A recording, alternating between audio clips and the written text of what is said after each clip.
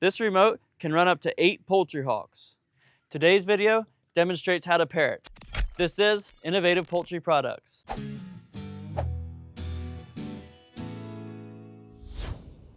Once you get the first unit synced, the rest should take about a minute each. After you've powered on the remote, the first step to syncing is to select the desired house number. Double press the home button. When the red light above the numbers flashes, you can use the arrow keys to select a different house. Once the dot is lit above the correct number, hit the stop button.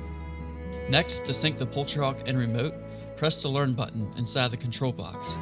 You'll see the remote light start flashing.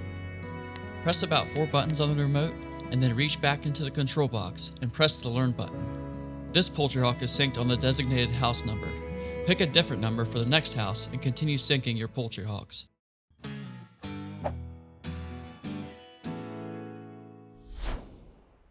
If you experience issues with your Poultry Hawk remotes, see this video next or contact your local dealer.